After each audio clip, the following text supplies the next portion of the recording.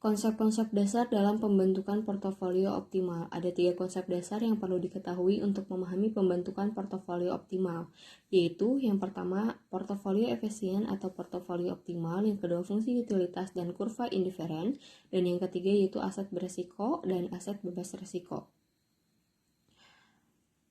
Selanjutnya ada preferensi investor untuk membentuk portofolio optimal. Yang pertama, permukaan efisien, ialah kombinasi aset-aset yang membentuk portofolio yang efisien. Yang kedua, merupakan bagian yang mendominasi lebih baik titik-titik lainnya karena mampu menawarkan tingkat return yang lebih tinggi dengan resiko yang sama dibanding bagian lainnya.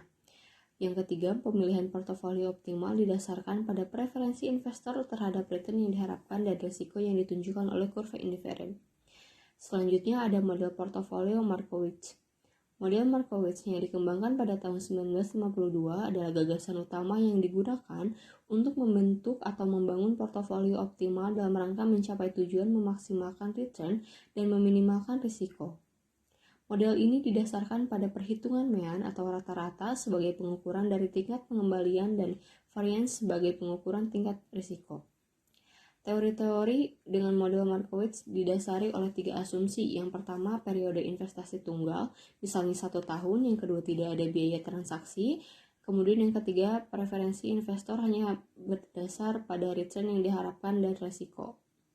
Selanjutnya ada memilih aset optimal. Investor membuat keputusan yang disebut sebagai keputusan alokasi aset atau asset allocation decision. Keputusan ini menyangkut pemilihan kelas-kelas aset yang akan dijadikan sebagai pilihan investasi dan juga beberapa bagian dari keseluruhan dana yang dimiliki investor yang akan diinvestasikan pada kelas aset tersebut. Bagian dari dana yang diinvestasikan pada setiap kelas aset tersebut sebagai porsi dana atau bobot dana.